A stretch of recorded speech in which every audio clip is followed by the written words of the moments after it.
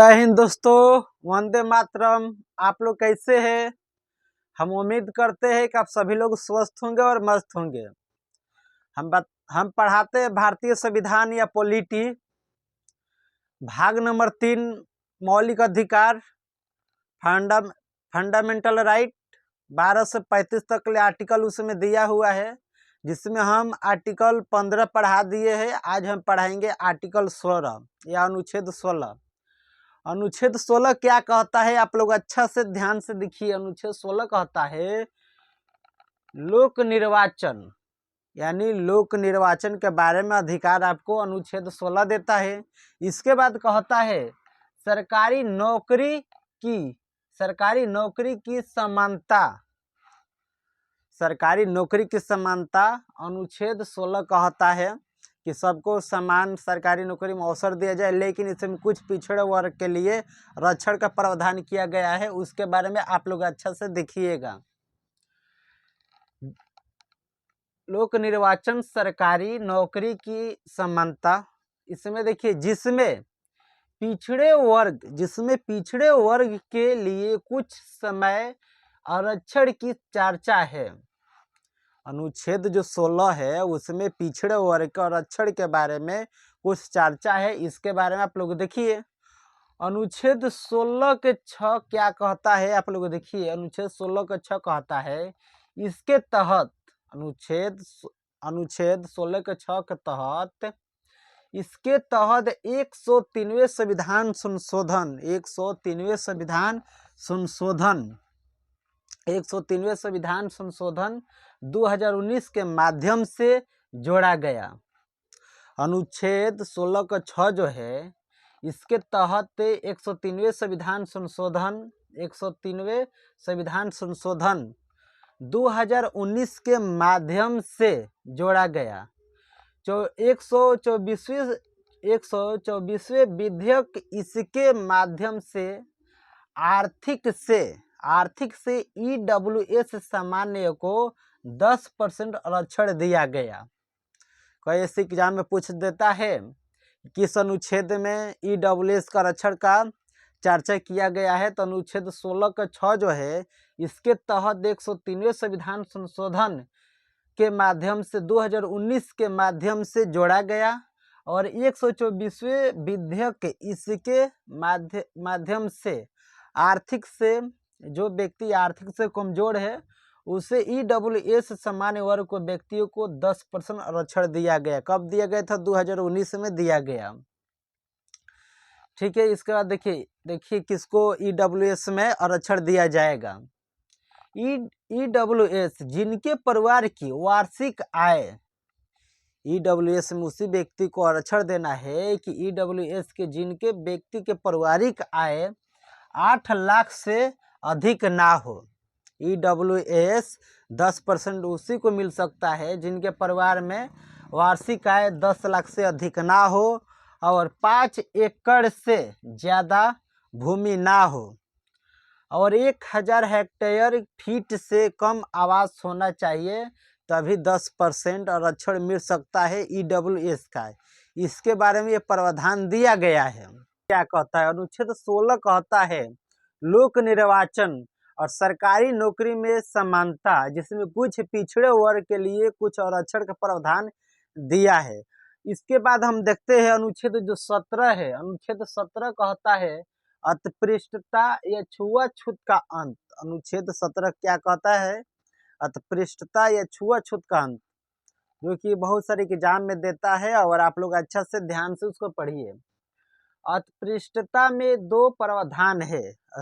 अस्पृश्यता में कितना प्रावधान है? 2। एक, दंड का प्रावधान। कोई भी व्यक्ति किसी व्यक्ति को जाति सूचक शब्द से पुकारता है या उसको प्रताड़ित करता है या उसको छुआछूत भेदभाव करता है, तो उस पर कानूनी कार्रवाई होता है, जो राज्य द्वारा ही होता है। ठीक है, राज्य द्वारा कानूनी कार्रवाई होगा। कोई भी व्यक्ति आपसे छुआछूत किसी व्यक्ति से करता है तो। दूसरा में दिया है राज्य ने अस्पृश्यता अपराध अधिनियम 1955 का निर्माण किया है। राज्य भी वह कानून का अलग अलग निर्माण किया है। जो भी व्यक्ति छुआछूत करता है तो 1976 संविधान संशोधन सिविल अधिकरण संरक्षण अधिनियम 1976। देखिए सबसे इम्पोर्टेंट है ये SC ST कोई भी व्यक्ति छोटा कास्ट समझ के वह जानता है SC ST का व्यक्ति है तो उस पर बहुत सारा दबाव लोग बनाता है। और आप अभी भी देख सकते हैं कि एक रिपोर्ट के अनुसार देखा जाए तो सबसे ज़्यादा बलात्कार अत्याचार जो भी होता है SC ST के लोगों पर ही होता है। और आप लोग अच्छा से ध्यान में देख लीजिए, रिपोर्ट निकला कर आपको देख लीजिए। अभी भी छुआछूत बहुत है। अभी भी हम देखते हैं कि कोई व्यक्ति को मूंछ रख लेने पर उसको मूंछ काट लिया जाता है। अभी एक फिलहाल ही घटना था, एक SC का बच्चा था जो चमार बोला जाता है, वह बुलेट से जा रहा था तो वहाँ कुछ लोगों ने पकड़ के उसका बाह तोड़ दिया कि तो बुलेट से क्यों चल रहा है। तो भारत में अभी भी छुआछूत है। ये छुआछूत जल्दी से ख़त्म नहीं होगा। छुआछूत तभी ख़त्म हो जाएगा जब लोग अच्छा से पढ़ लिख के जानकार हो जाएगा और लोगों में भाईचारा आ जाएगा, तभी छुआछूत खत्म होगा। अभी भी तो अत्याचार तो SC ST पर हो ही रहा है। इसके लिए नियम बना है SC ST अत्याचार निवारण अधिनियम 1989। कोई भी व्यक्ति SC ST पर अत्याचार करता है, SC ST अधिनियम 1989 संशोधन 2010 में और 2019 में SC ST अत्याचार निवारण अधिनियम में उसमें कुछ संशोधन हुआ। 2 वर्ष का सजा हो सकता है। कोई व्यक्ति SC ST पर कोई अत्याचार करता है और आप उसको FIR कराते हैं उन पे तो 2 साल का सजा हो सकता है। और वह लोग ध्यान दे जो कि व्यक्ति अत्याचार करते हैं SC ST पर। तो कोई व्यक्ति SC ST पर अत्याचार करता है तो उन पे 2 साल का सजा हो सकता है। 1989 अधिनियम और 2010-2019 अधिनियम के तहत। तो आप लोग देखिए कि जो भी व्यक्ति छुआछूत मानता है आप उनको समझाइए कि देखिए भाई आप लोग छुआछूत मत मानिए और आप लोग SC ST को मत सताइए, क्योंकि देखिए SC ST संविधान में नियम भी है। SC ST अत्याचार निवारण अधिनियम 1989। कोई भी व्यक्ति SC ST को सताता है तो उस पर FIR हो जाता है जो कि 2 साल का सजा होता है। तो आप लोग इससे बचिए, नहीं तो आप लोग के करियर बर्बाद हो जाएगा। 17 बताए थे जिसमें अस्पृश्यता के अंत के बारे में दिया था, छुआछूत खत्म के बारे में दिया था। आज हम पढ़ते हैं अनुच्छेद 18। अनुच्छेद 18 कहता है उपाधियों का अंत किंतु शिक्षा सुरक्षा तथा भारत रत्न भूषण इत्यादि रख सकते हैं। विदेशी उपाधि रखने के लिए पूर्ण राष्ट्रपति से अनुमति लेनी पड़ती है। अनुच्छेद 18 कहता है उपाधियों का अंत। जैसे कि पहले बहुत सारे राजा थे जो कि वह अपने नाम से अलग अलग राज्य से अलग अलग उपाधि लेकर रखते थे। जैसे कोई धीराज राजा तो कोई तेनाली राजा, अलग अलग उपाधि लेकर रखते थे। तो उस उपाधि का अंत कर दिया गया अनुच्छेद 18 में। इसके बाद अनुच्छेद 18 में उपाधि का अंत कर दिया गया है, ठीक है। इसके बाद कह रहा है कि जैसे शिक्षा में, सेना में, सुरक्षा में, कुछ खिलाड़ी में जो उपाधि है वह उपाधि का अंत नहीं हुआ है, वह उपाधि रख सकते हैं। जैसे कि हमारे यहाँ कोई भी वैज्ञानिक के और कोई अच्छा काम करता है तो उसको उपाधि मिलता है, या कोई हमारे देश के महान व्यक्ति जैसे कि स्वतंत्रता सेनानियों ने के भारत रत्न पुरस्कार दिया जाता है तो भी रख सकते हैं, ठीक है। आप देखिए भारत रत्न पुरस्कार रख सकते हैं, भूषण इत्यादि रख सकते हैं। इसके बाद विदेशी उपाधि रखने के लिए पूरे राष्ट्रपति से अनुमति लेनी पड़ती है। जैसे कि मान लेते कोई व्यक्ति विदेश में गया है तो जैसे मान लेते प्रधानमंत्री विदेश में गए हैं और वहाँ से कोई उपाधि मिल रहा है तो उपाधि का ग्रहण तभी करेंगे जब राष्ट्रपति इजाज़त देगा। बिना राष्ट्रपति की इजाज़त से उपाधि नहीं ले सकते कोई भी व्यक्ति है। तो विदेश से कोई भी व्यक्ति लेके आएगा तो उपाधि लेके नहीं आएगा, 18 में आर्टिकल में दिया है। 18 आर्टिकल में यही कहता है। अब अनुच्छेद 19 क्या कहता है? अनुच्छेद जो है 19 कहता है स्वतंत्रता का अधिकार। स्वतंत्रता का जो अधिकार है अनुच्छेद 19 से लेकर 22 तक दिया है। अनुच्छेद 19 से लेकर 22 तक ले दिया है। हम अच्छा से ट्री के माध्यम से अनुच्छेद 19 पूरा याद करा देंगे और आप लोग आसानी से याद कर सकते हैं। अनुच्छेद 19 क्या कहता है? अभिव्यक्ति की स्वतंत्रता। अभिव्यक्ति की स्वतंत्रता अनुच्छेद 19 कहता है। इसके बाद बोलने की स्वतंत्रता। जैसे आप कहीं गए तो आप बोल सकते हैं, आप भाषण दे सकते हैं, संगठन बना सकते हैं। हम एक एक करके बताएंगे, आप लोग समझिए। बोलने की स्वतंत्रता, आप कहीं भी है तो आप बोल सकते हैं, ये बोलने की स्वतंत्रता होगी। इसके बाद झंडा लहराने की स्वतंत्रता। आपको स्वतंत्रता है कि आप झंडा लहरा सकते हैं, या आप अपना घर पर भी झंडा लहरा सकते हैं, अपने छत पर तिरंगा बांध सकते हैं। ये आपको आज़ादी कौन देता है? आर्टिकल 19 देता है। इसके बाद पुतला जलाने की स्वतंत्रता। जैसे कि मान लेते हैं कि कोई भी नेता किसी पर टिप्पणी करता है तो उनका पुतला फूकने का अधिकार है। जैसे कि मान लेते हम लोग है, कोई नेता हम लोग पर कोई बवाल किया तो हम उनका पुतला फूक सकते हैं। आर्टिकल 19 में दिया है, आप लोग अच्छा से ध्यान रखिएगा।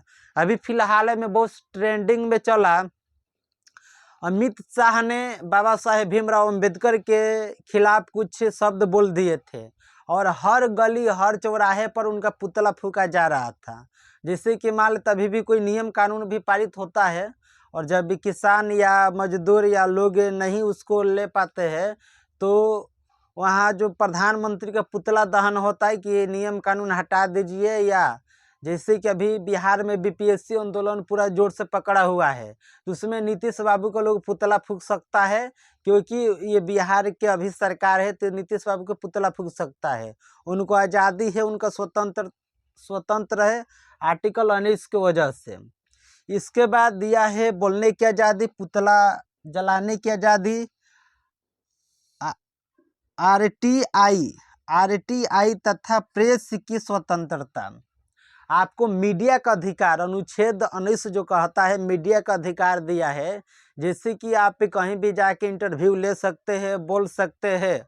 हाँ, ऐसा जगह नहीं जाना है जो कि आपको अधिकार नहीं है, वैसा जगह नहीं जाना है।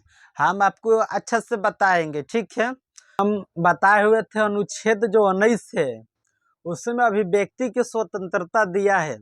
उसमें स्वतंत्रता कैसे दिया है कैसे नहीं दिया है इसका हम एक ट्री के माध्यम से बताएंगे, आप लोग अच्छा से ध्यान से उसको देखिए। जैसे अनुच्छेद 19 कहता है स्वतंत्रता, ठीक है। अनुच्छेद 19 के एक कहता है भाषण और अभिव्यक्ति की स्वतंत्रता। जैसे कि हम भाषण देंगे, भाषण देने की स्वतंत्रता किसमें दिया है? अनुच्छेद 19 के ए में दिया है, भाषण और अभिव्यक्ति की स्वतंत्रता। हाँ, हम भाषण देंगे, किसी व्यक्ति के हम खिलाफ नहीं देंगे, ना तो यह पाबंदी है। 19 के 2 कहता है कि हम भाषण देंगे लेकिन किसी के खिलाफ नहीं देंगे, खिलाफ दीजिएगा तो 19 के 2 पर 19 के 2 जो है उसके वजह से आपको जेल हो सकता है, ठीक है। इसके बाद सभा करने की स्वतंत्रता। सभा हम करेंगे, अनुच्छेद 19 के बी कहता है कि सभा करने की स्वतंत्रता। सभा हम करेंगे लेकिन बिना हथियार के सभा करेंगे। इसमें कहता है कि बिना हथियार का सभा करेंगे। अनुच्छेद 19 के 3 क्या कहता है? बिना हथियार का सभा करेंगे। इसके बाद देखिए अनुच्छेद 19 के सी, अनुच्छेद 19 के सी कहता है कि संघ या संगठन बनाने की स्वतंत्रता। हाँ, आपको संगठन बनाने की स्वतंत्रता है, लेकिन ऐसा संगठन नहीं बनाना है कि जो कि देश विरोधी कार्य करे। ऐसा संगठन नहीं बनाना है कि जो कि आतंकवादी हो। ऐसा संगठन नहीं बनाना है जो उग्रवादी हो। ऐसा संगठन नहीं बनाना है जो कि देश के हित में कार्य ना करे, ठीक है। ये अनुच्छेद 19 के 4 कहता है कि ऐसा हम संगठन नहीं बनाएंगे जो कि देशद्रोही हो, देश विरोधी कार्य करे, तो ऐसा संगठन नहीं बनाएंगे। 19 के 4 कह रहा है। नहीं तो आप लोग कहिए कि नहीं अनुच्छेद 19 के अनुच्छेद 19 के सी कहता है हमको संगठन बनाना, हाँ हम संगठन बनाएंगे। ठीक है, सरकार कहेगा मारेगा दो चट्टी, कहेगा इस पढ़े हो हैं? अनुच्छेद 19 के 4 पढ़े हो? अनुच्छेद 19 के 4 कहता है कि संगठन बनाओ लेकिन बिना हथियार के बनाओ। ये नहीं कि बिना हथियार के बनाओ और देश के हित में कार्य करे, ऐसा संगठन मत बनाओ कि जो कि देश के हित में कार्य ना करे। इसके बाद अनुच्छेद 19 के डी क्या कहता है? भ्रमण करने की स्वतंत्रता। हाँ, आपको भ्रमण करने की स्वतंत्रता है, आप कहीं भी जा सकते आ सकते, कोई रोक टोक नहीं है, लेकिन कुछ ऐसे जगह है कि आप वहाँ पर नहीं जा सकते हैं। जैसे कि सेना वहाँ जहाँ लड़ाई होता है, जहाँ बॉर्डर है, वहाँ पर आप आम आदमी नहीं जा सकता है। और कुछ ऐसे राज्य है कि वहाँ पर आप जा सकते हैं लेकिन वहाँ पर बस नहीं सकते हैं। ठीक है, अनुच्छेद 19 के 5 कहता है। अनुच्छेद 19 के ई कहता है, अनुच्छेद 19 के डी कहता है भ्रमण करने की स्वतंत्रता। 19 ई कहता है निवास करने की स्वतंत्रता। हाँ, 19 के ई कहता है निवास करने की स्वतंत्रता। हाँ, हम बहुत सारे राज्य है जो कि हम वहाँ पर जा सकते हैं, निवास कर सकते हैं, लेकिन कुछ राज्य है कि आप वहाँ पर जाके निवास नहीं कर सकते हैं। वहाँ पर रह सकते हैं लेकिन वहाँ पर जमीन कीन के अपना मकान नहीं बना सकते हैं। ये कौन कहता है? अनुच्छेद 19 के 5 कहता है। ठीक है, इसके बाद अनुच्छेद 19 के जी क्या कहता है? व्यवसाय करने की स्वतंत्रता। आपको व्यवसाय करने की स्वतंत्रता है, लेकिन आपको ऐसा व्यवसाय नहीं करना है कि जो कि देश का कुछ घाटा हो। जैसे कि मान लेते एसएमआई का व्यवसाय नहीं करना है। एसएमआई के व्यवसाय करिएगा तो आपको प्रशासन पकड़ के लेकर चल जाएगा। अभी बिहार में शराब बंद है, उसका व्यवसाय कीजिए तो पकड़ के लेकर चल जाएगा। अभी हथियार का व्यवसाय कीजिएगा तो उसको भी आपको पकड़ के लेकर चल जाएगा। तो इसलिए व्यवसाय करेंगे लेकिन ऐसा व्यवसाय नहीं करेंगे जिसमें सरकार के घाटा हो। ठीक है, इसके बाद एक अपना माध्यम से आप लोग समझिए कि हम इसको याद कैसे करेंगे। जैसे मान लेते गौतम बुद्ध है, गौतम बुद्ध है और वह बैठे हैं और वह भाषण दे रहे हैं। जैसे भाषण दिए गौतम बुद्ध बैठे हैं, भाषण दिए, जैसे भाषण दिए तो सभा हो गया, पूरा लोग आ गया। जब सभा हो गया तो गौतम बुद्ध सोचे कि सभा हो गया, तब संगठन बनाएंगे, तो संघ बनाएंगे यानी संगठन। इसके बाद जब संगठन बना लेंगे तो अपने धर्म को एक दूसरे जगह प्रचार करने के लिए जाएंगे, यानी भ्रमण करेंगे। ठीक है, इसके बाद जब कहीं भ्रमण करेंगे और ज़्यादा समय हो जाएगा तो वहाँ पर क्या करेंगे? निवास करेंगे। जब वहाँ पर निवास करेंगे और वहाँ के लोग निवास करेंगे तो कुछ पैसा का आवश्यक पड़ेगा, तो उसके लिए कोई काम करना पड़ेगा, कोई व्यवसाय करना पड़ेगा। अनुच्छेद 19 के जी में आपको दम आराम से याद कर लीजिए ट्री के माध्यम से। ठीक है, सीधा से याद कर लीजिए कि मान लेते गौतम बुद्ध भाषण दे रहे हैं, तो सभा बटरा गया। जब सभा बटरा गया तो हम संगठन बना लिए। जब हम संगठन बना लिए तो हम भ्रमण करेंगे। जब हम भ्रमण करेंगे तो हम कहीं निवास करेंगे। जब हम कहीं निवास करेंगे तो हम व्यवसाय करेंगे। सीधा से ट्री के माध्यम से समझ जाइए। सुनिए कि मानी कि बुद्ध बैठे हैं और भाषण दे रहे हैं। जब वो भाषण दिए तो सभा हो गया, सभा में बहुत सारे लोग आ गए। जब इसके बाद उस संगठन बना लिए। जब संगठन बना लिए तो भ्रमण करने जाएंगे। जब भ्रमण करने जाएंगे तो वह कहीं निवास करेंगे। जब वो निवास करेंगे तो व्यवसाय करेंगे। सीधा सा बात एक ट्री के माध्यम से समझ जाइए। और हम उम्मीद करते हैं कि हमारा वीडियो बहुत अच्छा लगा होगा।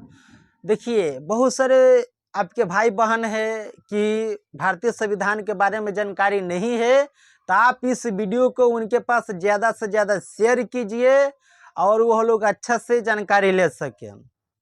आप लोग समझ सकते हैं कि हमारा घर जो एक रोड के किनारे है, हमको 11-12 बजे रात में वीडियो बनाना पड़ता है। और आप लोग लाइक कीजिएगा, सब्सक्राइब कीजिएगा, शेयर कीजिएगा तो हमारा मनोबल बढ़ेगा। और हम वीडियो बनाएंगे और आपको एकदम अच्छे से जानकारी देंगे कि आप अपना हक अधिकार के बारे में समझ सकते हैं।